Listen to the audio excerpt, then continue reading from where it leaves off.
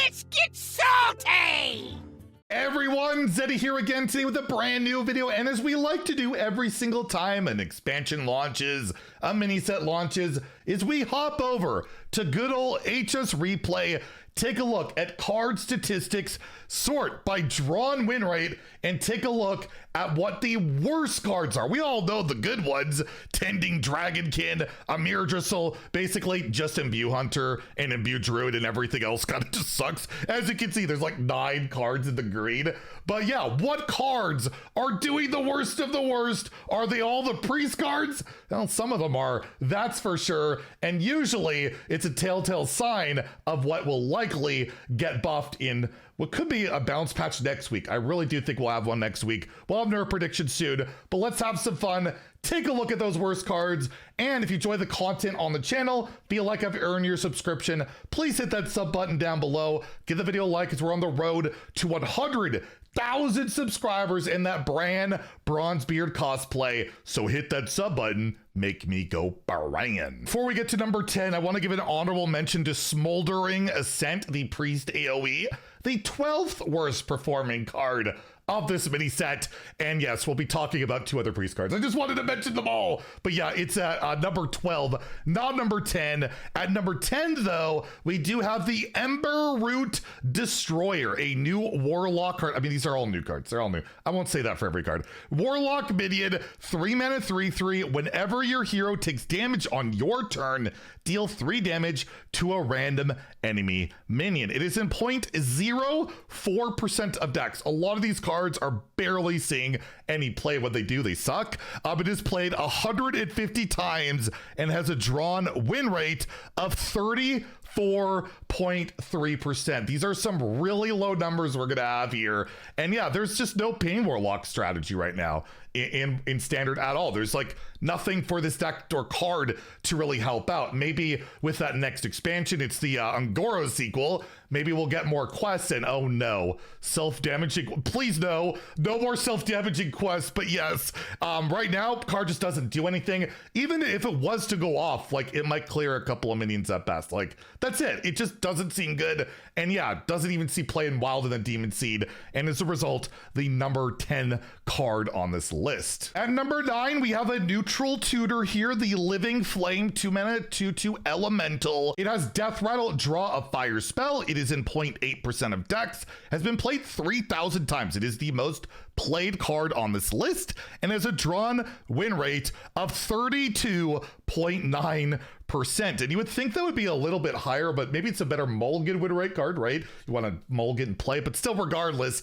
Yeah, I mean, you tutor a fire spell, but can you think of a meta deck right now that specifically wants to draw a fire spell? Like, this is going to be a card that's just going to be slotted in if you really want to hit a specific style of card, and that deck doesn't exist right now. So as a result, yeah, it doesn't see, well, it's actually seeing a decent amount of play, but it's not really doing anything to really help you out. And you're gonna know a lot of these mini set cards are like this, where it's just like, what are these cards supposed to do? It's a really odd mini set, to say the least. At number 8, we have Demon Hunter card, the Fell Fire Blaze. It's a 2 mana, 2/3 elemental. After you cast a fell spell, destroy this and deal 2 damage to all enemies. It is in 0.06% of decks. Has been played 240 times and has a drawn win rate of 31.7%. And the issue with this, where are the fell spells, right? There's not very many cheap fell spells. There's not that many good ones. And as well, I'll just say like Scorch Reaver, the card that goes with this, which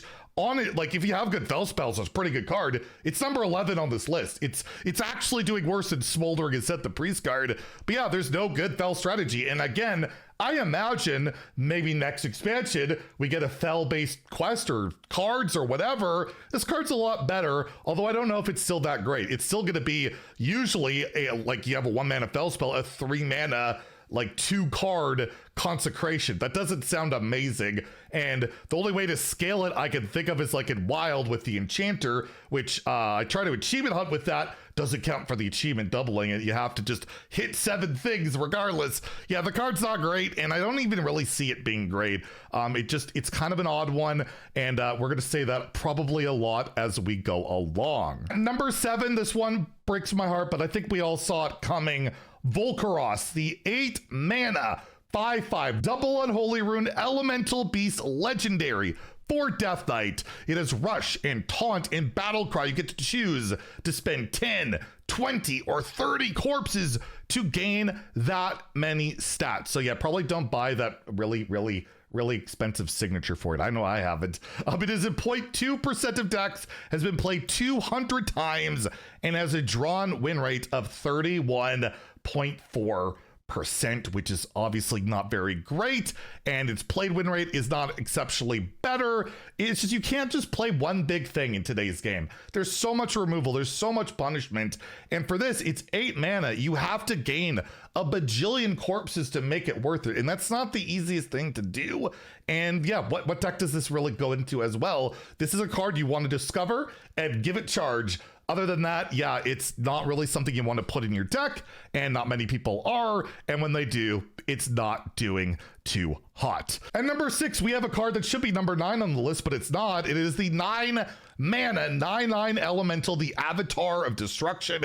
It has Taunt and Death Rattle, deal 9 damage to all enemy minions. It is in 0.05% of decks. This is the least played card on this list. Played 99 times and a drawn win rate of 29.8%. I mean, it's a 9 mana 9/9 that, yeah, it could maybe wipe the board, but my opponent's already played 2 0 mana King Plushes like 4 turns ago, and I blew up a long time ago, and this card was in my hand when that happened, and I lost. And I mean, by the time you play this against Imbued Druid, their large plant's already so big that this won't even kill them, right? Like, there's just not much for this. This is a card that would need to be cheated out and like resummoned somehow. Like, I guess the legendary they have that could do the trick, but overall, it's 9 mana, it's slow, it's not good, especially in a meta that is really darn fast. At number 5, we have our first priest card on the list, the 3 mana spell, arcane spell,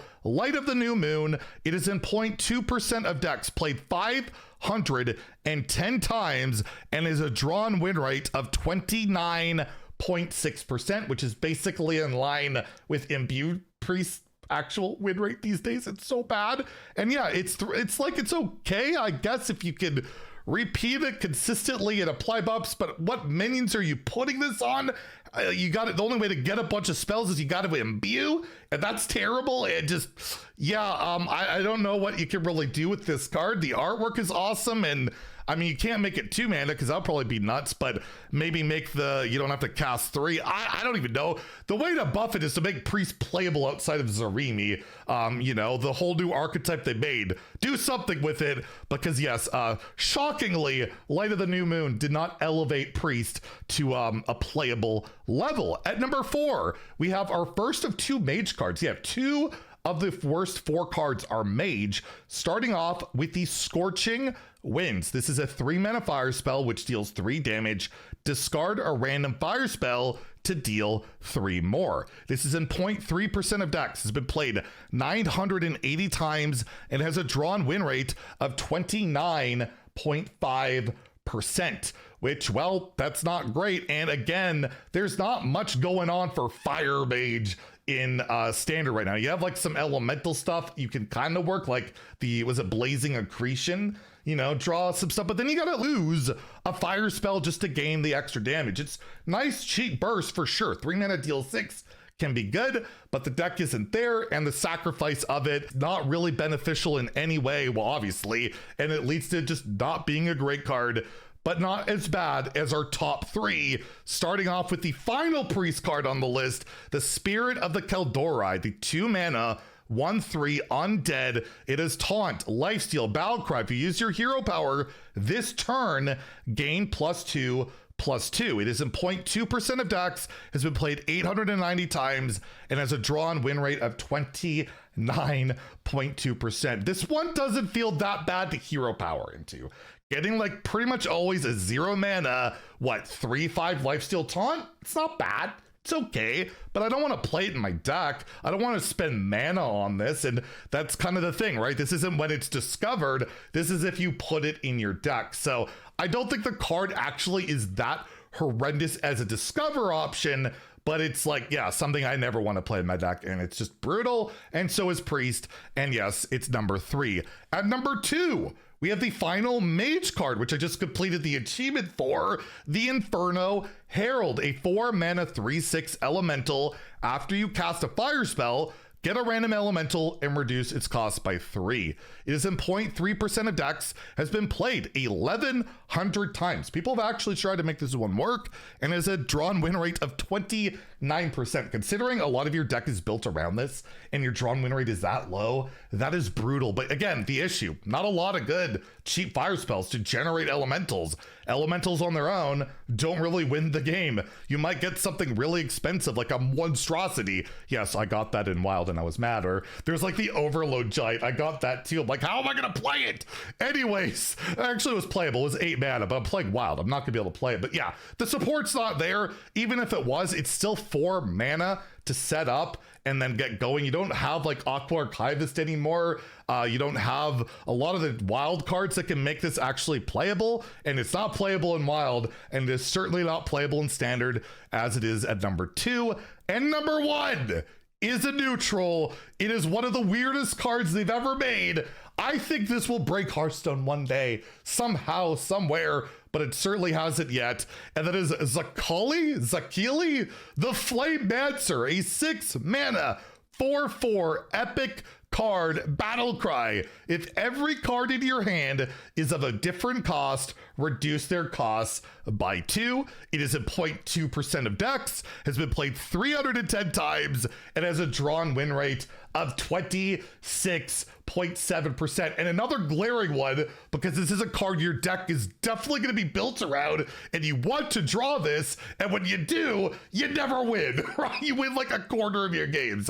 That's brutal. And yeah, there's no deck out there, and there's no bubble of mana cheating in today's Hearthstone right now. As you can see with Imbue Hunter and 0 mana plushes, a card like Zakili Flame Dancer is a little bit silly, a little bit horrendous, and is so far the worst card from Embers of the World Tree. So there we go, the worst cards. I wonder if any of these will get buffed. A lot of the times, 1 or 2 of these will, and we'll have to wait and see as we get to that next balance patch, which could be as early as next week. If you enjoyed the video, please like and subscribe. Have a great day and stay salty, my friends.